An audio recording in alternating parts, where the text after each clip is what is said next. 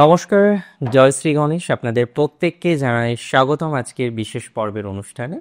আজকে মূলত আমরা যে রাশিটিকে নিয়ে আলোচনা করব বা চর্চা করব সেটি হলো মেষ, এবং কালপুরুষের রাশিচক্রের অত্যন্ত সিগনিফিকেন্ট একটা ম্যাটার নিয়ে, অত্যন্ত সিগনিফিকেন্ট একটি বিষয় নিয়ে আজকে আমরা আলোচনা করব সম্মিলিতভাবে।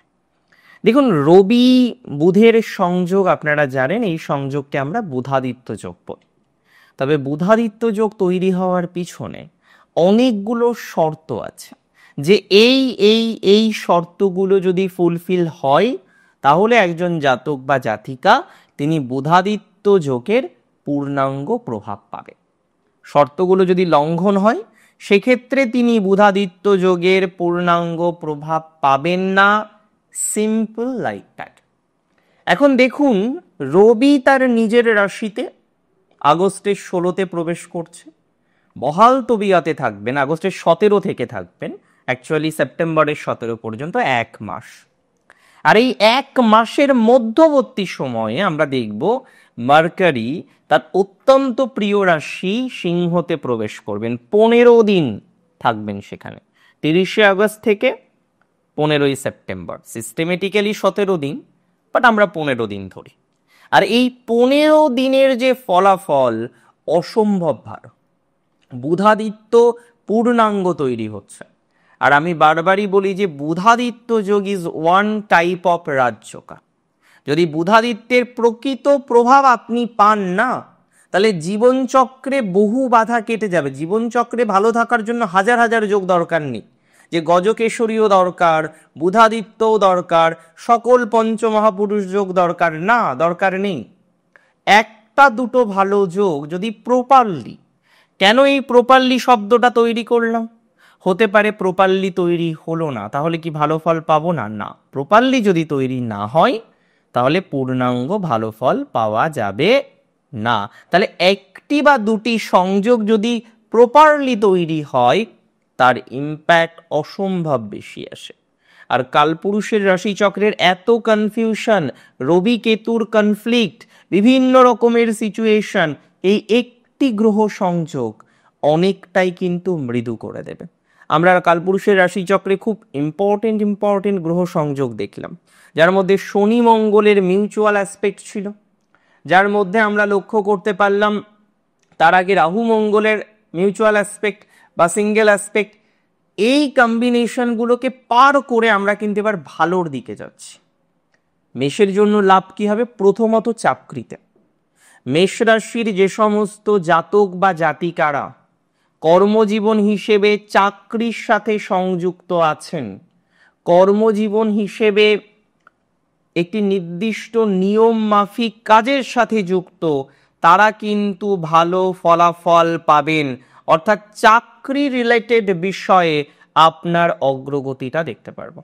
মেষের যারা চাকরি অলরেডি করেন, আইটি সেক্টরে আছেন, ফাইন্যান্সিয়াল সেক্টরে আছেন, ল, আপনি এলএলবি করেছেন, এলএলবি করার পর আপনি কর্পোরেট লয়ার হয়েছেন, that means you are doing a job as a lawyer, বা আপনি লিগাল প্রফেশনের সাথে কানেক্টেড আছেন, আই মাস্ট সে যে এক্ষেত্রে আপনি ভালো ফল পাবেন। তার মানে যারা ল নিয়ে পড়াশোনা করে চাকরি করছেন, ইনফরমেশন টেকনোলজি বা ইনফরমেশন অ্যান্ড কমিউনিকেশন টেকনোলজি নিয়ে চাকরি করছেন, বা সমগোত্রীয় ম্যাটারগুলো নিয়ে যারা চাকরিতে সংযুক্ত, তারা কিন্তু বেশ ভালো প্রভাব পেতে চলেছেন বা বেশ ইন্টারেস্টিং প্রভাব পেতে চলেছেন বলে আমি অন্তত পক্ষে মনে করি। তার মানে এই সংযোগ মোর অর লেস আপনাদের জন্য শুভ।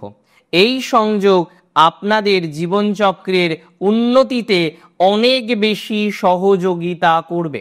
এবং একটা কথা ভুলে গেলে চলবে না, যে যারা চাকরি এখনো পাননি, দেখুন অনেক জাতক জাতিকা মেষের, তারা কনস্ট্যান্টলি চেষ্টা করছেন একটি চাকরি পাওয়ার, পরীক্ষা দিচ্ছে, সেই রকম রেজাল্ট আসছে না, মনক্ষুণ্ণ হচ্ছেন, আবার পরীক্ষা দিচ্ছেন, আবার কোথাও যেন গিয়ে প্যানেলে আর একটুর জন্য কাট অফটা আসলো না।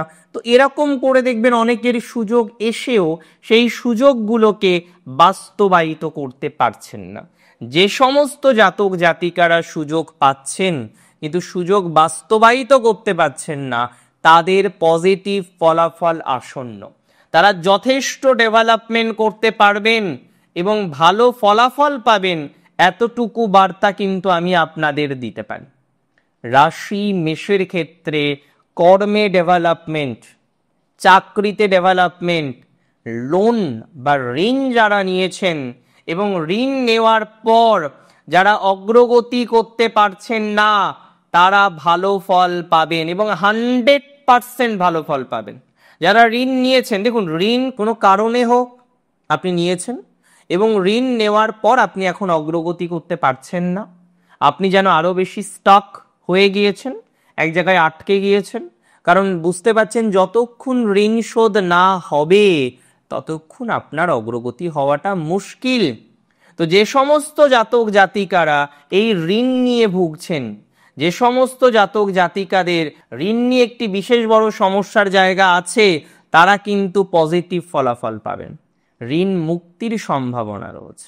রবি কেতুর কম্বিনেশন ঋণ কমাবে, হেলথে ইমপ্রুভমেন্ট দেবে, ল্যাক অফ ডিজিজ নিয়ে যারা ভুগছেন, যাদের ডিজিজের কারণে জটিলতা প্রচুর, অপার ডিজিজের কারণে প্রবলেম কোনো না কোনোভাবে কমছে না, আপনি ভালো ডক্টর দেখাচ্ছেন মিটছে না, আপনি ভালো ডক্টর দেখিয়ে ট্রিটমেন্ট করাতে চাইছেন, ট্রিটমেন্ট প্রপার হচ্ছে না।